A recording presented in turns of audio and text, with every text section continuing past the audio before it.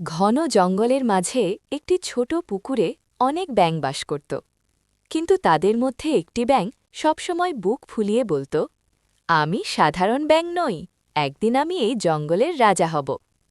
অন্য ব্যাঙরা হেসে বলত, আমরা ব্যাঙ, আমাদের কাজ পুকুরেই থাকা। কিন্তু সেই ব্যাঙ কারো কথা শুনত না। সে অহংকার করে বলত, তোমরা ভয় পাও, তাই বড় হতে পারো না। একদিন সে ঠিক করল, রাজা হতে হলে আমাকে সবার উপরে উঠতে হবে। সে লাফাতে লাফাতে জঙ্গলের সবচেয়ে উঁচু পাহাড়ের দিকে চলে গেল। পাহাড়ের চূড়ায় উঠে সে আকাশের দিকে তাকিয়ে গর্ব করে চিৎকার করল, দেখো, এখন আমি সবার উপরে, আমি এই জঙ্গলের রাজা। ঠিক তখনই আকাশ থেকে একটি বিশাল ঈগল উড়ে এলো। মুহূর্তের মধ্যেই ঈগলটি তার তীক্ষ্ণ নখে ব্যাঙটিকে তুলে নিল। ব্যাঙটি কিছু বুঝে ওঠার আগেই ঈগল তাকে নিয়ে আকাশে উড়ে গেল। পুকুরের অন্য ব্যাঙরা দূর থেকে সব দেখে দুঃখ করে বলল, অহংকার আর বোকামির জন্যই আজ তার এই পরিণতি।